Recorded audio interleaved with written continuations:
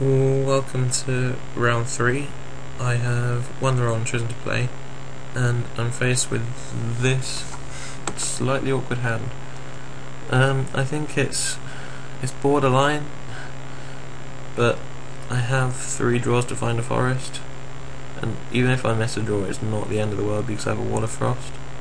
And so even though I could just lose a game that is completely out of my hands, I think the potential for this hand is pretty high. Like, once I've got the forest, I'm just sorted on mana for the rest of the game. So I think it's close, but it's a keeper, and we'll see how it goes. So we want to draw a forest. Yay, there we go. That's how you win. Well, I don't want to speak too soon, but yeah, that was a nice draw. So now we're basically sorted for the rest of the game.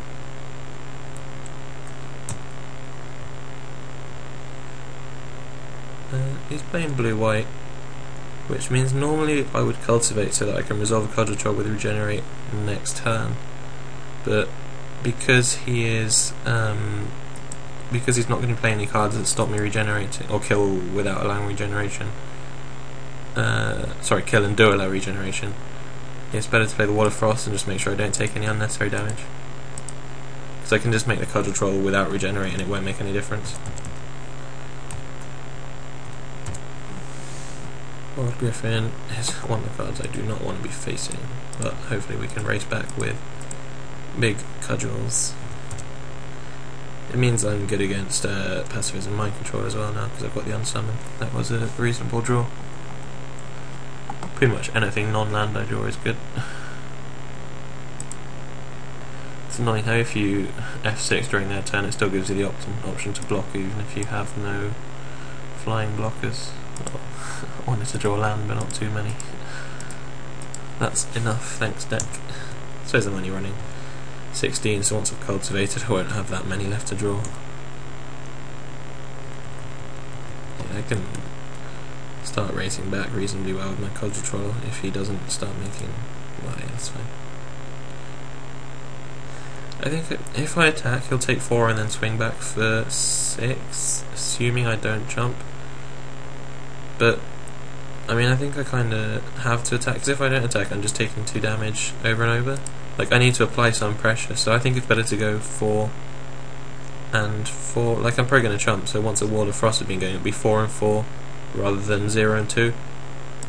Like, I have Mana Leak and Unsummon, which make the race profitable, and once I resolve Cultivate I'll be drawing a lot of gas. He's also mana screwed, so once he starts drawing lands he'll be playing a bunch of gas out, so I want to get the damage in as soon as possible. So, all in all, I'm happy to sacrifice my Sylvan Ranger. In fact, I probably won't bother Sylvan Ranger. I'm happy to sacrifice a bit of life to get in full damage. Then I'll cultivate.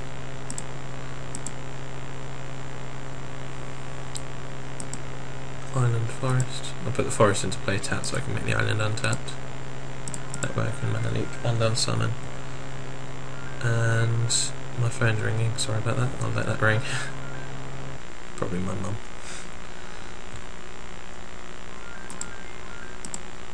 Yeah, I'll just yeah, I'll just keep blocking like this.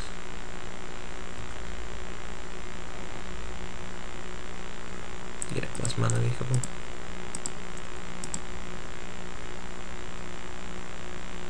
So I'm not quite winning the race, but a lot of what I draw is good. That's decent. Not amazing, but it's fine. This doesn't actually speed up my clock because his life total is multiples of 4, so I think I want to start jumping with that soon. Although, what I could do... yeah, I think that's probably better actually. What I'm going to do is I'll block, unsummon, and discard it to Fauna Shaman. So I've got a lot of card draw, so I'm not too bothered about the slight loss in... slight loss in card advantage by doing that. I mean, if I find my own Either deck, then I can bounce a guy, which is basically what Unsummon was doing, and I'd also have 2/2 to block his Silvercoat Lions. So yeah, I think that's overall the correct play. If I do a creature, then I can just either make the other creature or remake this based on what the best play is. I think it leaves the most options to block and unsummon. Yeah, he's attacking, so I'll block like I said.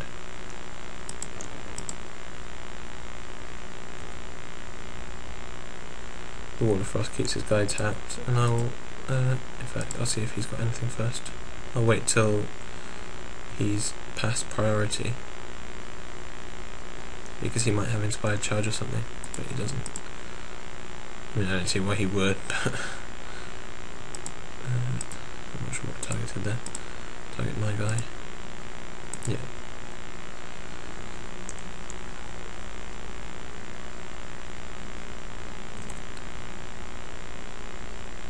So yeah, the race is still pretty equal. I mean, it really depends what he starts playing, and it depends what I draw.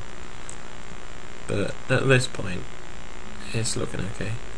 Yeah, that's a better either adept target. Yeah, that's fine.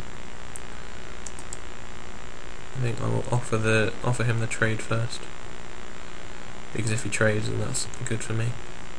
I want to keep all his flyers off. Yeah, no, that's not even a trade, sorry, I meant chump. Yes, he's not going to chump. Discard my Sylvan Ranger. To find... Having said that, I'm not sure if I want either Det or Giant Spider. I think because it forces him to tap out again if he wants to do the same thing, the either Det is overall the best play. I'll be Augury Owling into the creature on top, so next time I'll be able to clone either Det. So, like, it keeps the tempo going. Even if I chump with either Det in combat, I'll be able to clone his either Det. So yeah, either Det is better than the spider. I mean, it stops the same amount of damage, roughly, maybe a bit less, but it also means I can attack back, because we have to bear in mind that the Fauna Shaman itself can attack, so he has to be really careful what he attacks and blocks with. Yeah, I will make... actually, I'll make the Augury Owl first. It's unlikely that I won't either Det the Azure Drake, but it's good to see what I have on top first.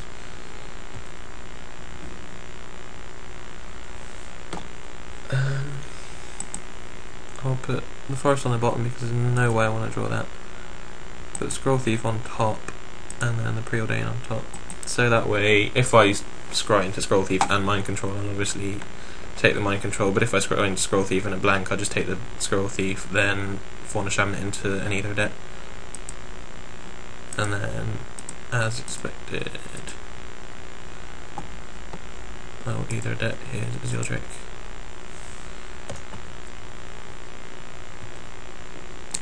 Augury Owl can start jumping as well.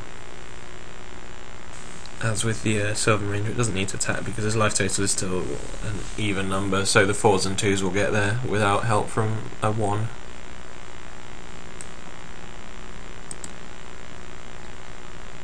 Yeah, he's realised that he's not winning the race anymore. I think, like I already said, my Augury Owl is basically a dead attacker.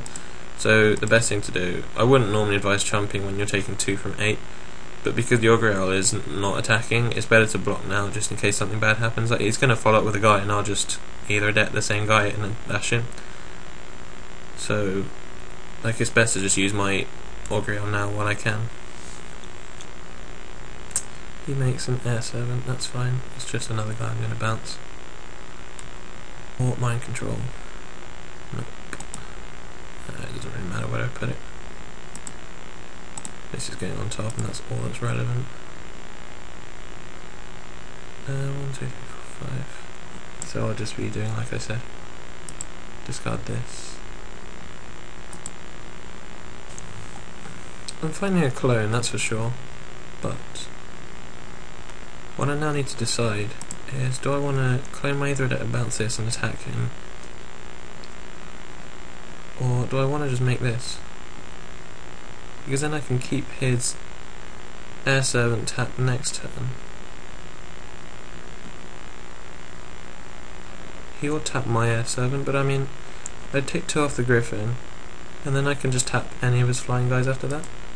Because my Air Servant would be more efficient than his.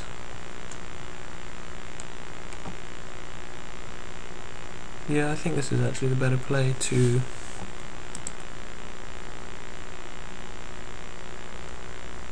Yeah, I think the best play here is just attack with the Codger Troll. If he trades with their 7, awesome. Or if he chumps. If not, he'll probably chump with an X2. Then I will make an S7. In fact, he might not even chump. Yeah, he's unlikely to chump. Then if I make an S7, I can tap his FS7, so it has roughly the same effect. But it means I can also tap any of his other guys. I have 9 mana, he has 5, so my S7, like I said, is a lot more efficient than his. And he also has more flyers than me.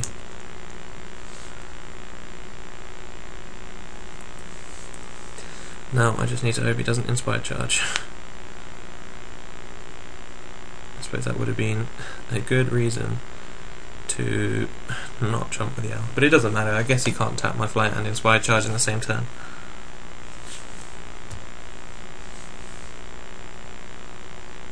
Like, he needs to keep this guy tapped because it's killing him. So tapping mana for him has now become really awkward. He is thinking about what he's doing. Hopefully he's thinking about conceding. He spent a lot of time thinking about what he's doing this turn. I just had to edit a bit out. He's decided to not play anything pre-combat and let me tap his S7 down. So we'll see how that goes. If she attacks with everything, I have to block with my S7 because otherwise Inspired Charge just kills me. Like, I lose my S7, but then it's like whatever. He's tapped out, and I untap and kill him.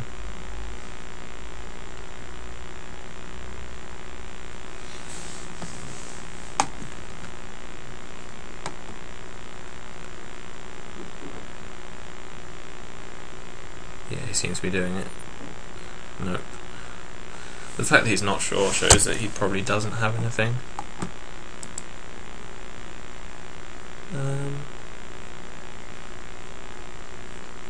Yeah, it's not really worth my while blocking here. If he has, say, Mighty Leap, then it means I can just kill him on the attack back. I suppose it doesn't necessarily. But I mean, it means if he Mighty Leaps ever before combat, say before blocking, I can just tap the guy. Oh, it communicates my clone. That's interesting. It means he has to block everything now. Yeah, if I attack my Codger Troll, it forces the jump off him. I'm not going to attack with these two, because if he has something, then like I don't want to die to a crackback, and the Codger Troll forces a block. So it's kind of it's just kind of like tap, kill a guy, and it means I'm more likely to get through for lethal next turn.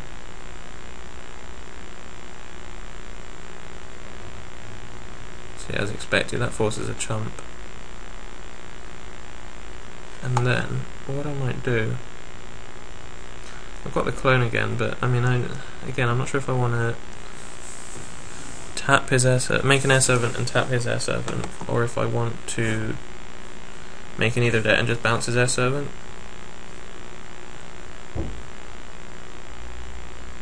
No, it's almost, yeah, it's definitely better to just make an S7, because not only does it have roughly the same effect, I mean, it means he doesn't have to tap out to make the S7 again,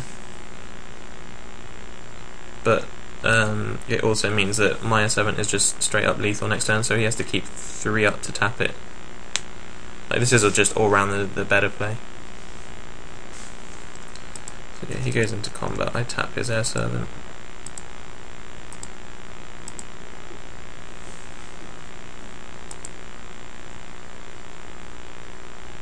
Oh, he's got something. Oh, he taps mine in response. I'm not sure why he'd do that. I suppose I'm about to find out. I'm going for an all-in attack. Not even all in. Yeah, oh, okay, so the Mighty Leap does just kill me. Yeah, that's fair. It means I would have lost if I just made neither debt anyway. So yeah, that's fine. There is nothing I could have done about that.